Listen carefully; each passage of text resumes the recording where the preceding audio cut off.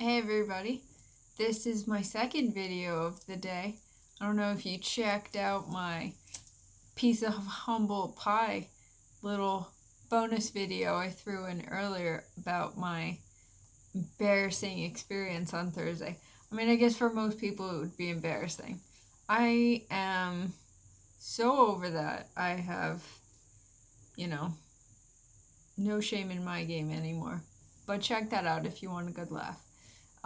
So right now I'm talking about what it feels like to grow up in a narcissistic family. I feel like there's a lot of publications out there. There's a lot of information about, the dynamic of the narcissistic family, what that looks like. If you have a narcissistic parent, the other supporting roles in the family. And that can consist of an enabling, orbiting parent. In this case, for me, it was my father. It can consist of the golden child, which was my older brother, the black sheep or the scapegoat, that's me. It can also consist of the lost child. But what I really wanted to get into was just what it feels like, because there's nothing like validation from your peers, people that have walked the same path and experienced the same abuse. Um, Here's what it felt like. My entire life, I just felt like something was off. Now, this is before I stumbled, like, thanks to YouTube, thank God, YouTube started putting videos in my feed about narcissistic parents. And I used to go on there for meditations. And when one of these times I was like, I'll bite. And I watched one. And it was like all of these years of just this cloud of just oppressive negativity. It just all snapped into place, and it was so validating to learn that there's a name for this. So my entire life growing up, my family just felt wrong. Like, I never felt like that affinity that I think other people feel towards their siblings and their parents. There was none of that in my home. There was a huge disconnect between everyone.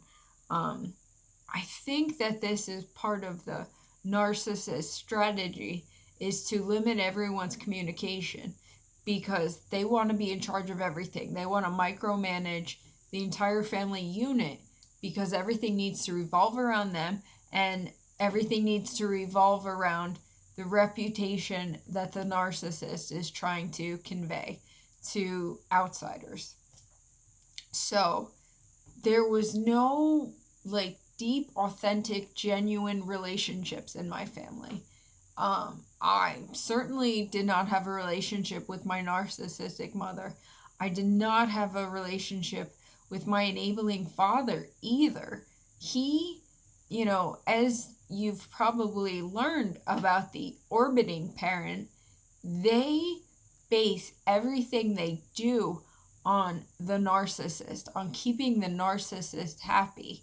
And that involves, collateral damage, aka the children, like myself. The enabler just wants to keep the narcissist happy at all costs. So it doesn't even phase, I don't feel like it ever phased my father to have a relationship, a meaningful relationship with myself or my brother, which is sad. I mean, I have no contact with my brother, which is awesome and I love it.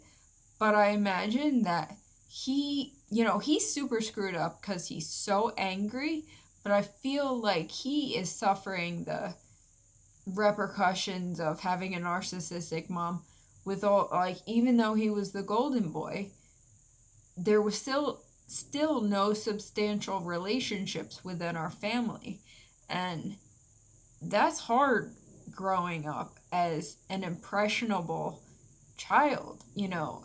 It's it's just a known truth in the world of psychology and the world in general that early childhood development are critical years.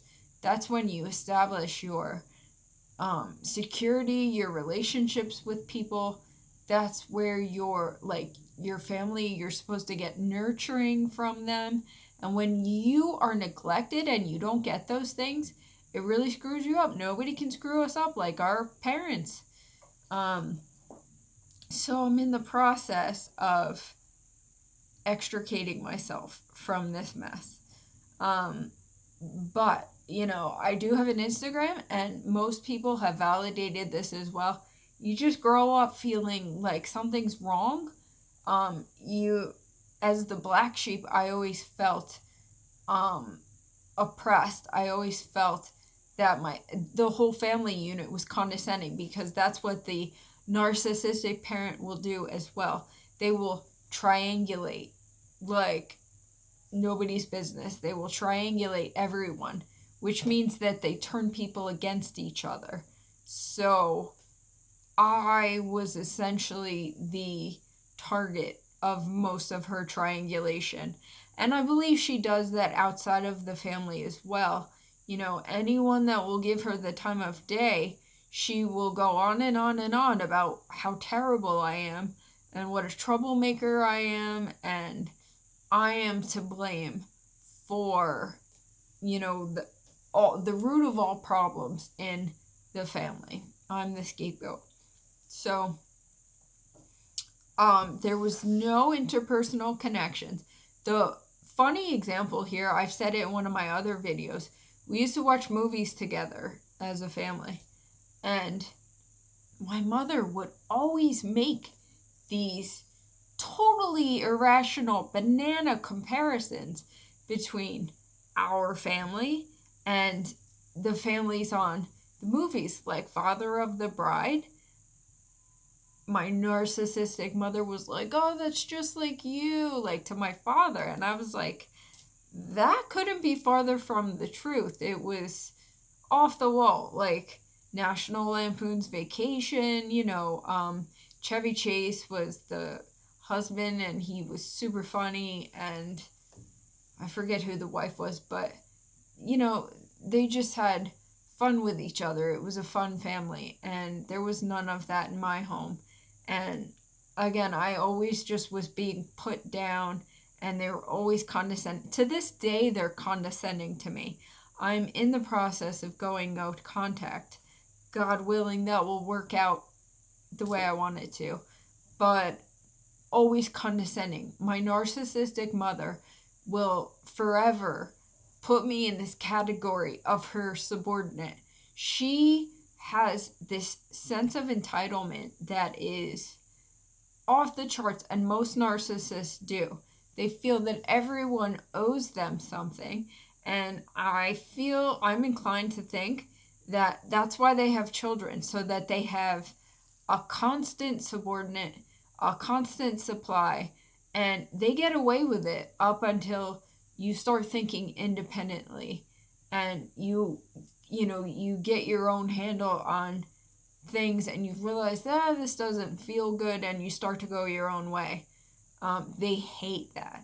Narcissistic parents absolutely hate adolescence and teenage years, because that's when you start to assert yourself and you come into your own independence. You become your own person.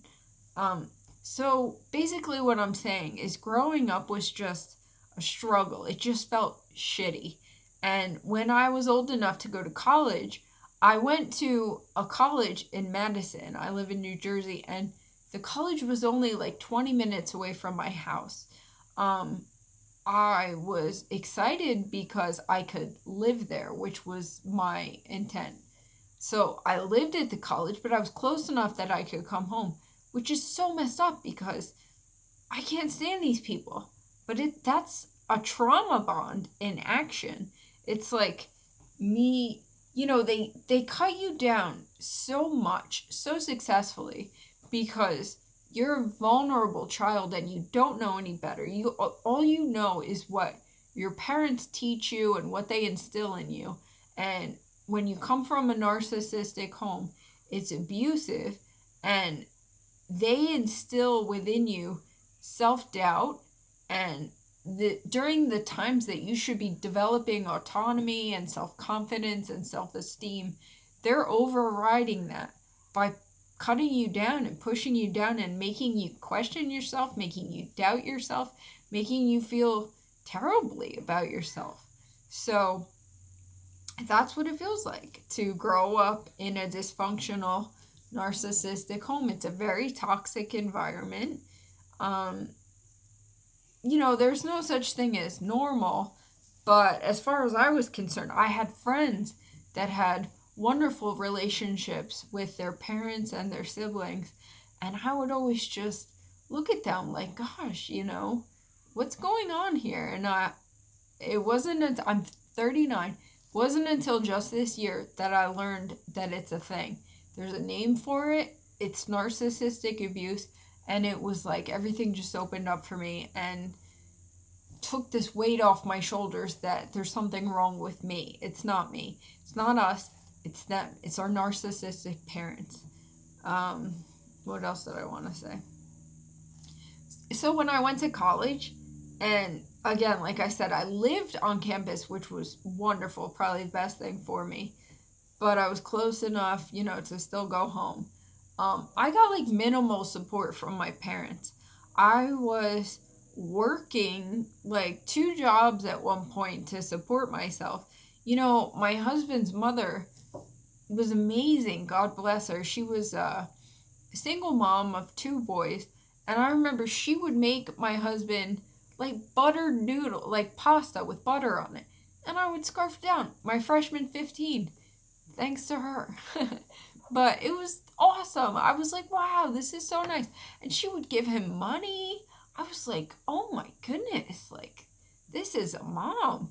And I never got any of that. Like, even in college, I went to school for my master's in psychology, and I wanted to get my license, and I needed like 1,800 hours of internship, and all of my peers that were in my classes were able to do this no problem, because that's the time to do it. You're not making money, you're volunteering your time, you're getting these hours under your belt. I couldn't do that because I was working full time. At one point, I was supporting myself. I moved off campus and I also played volleyball. I moved off campus with my volleyball team, but I was paying my own bills. Everyone else's parents were paying for them except for me, because I just felt like they always made me feel like a colossal screw up. So the least I could do is support myself, right? So my peers got their internship hours in, and I was not able to do that thanks to my toxic, unsupportive, neglectful family.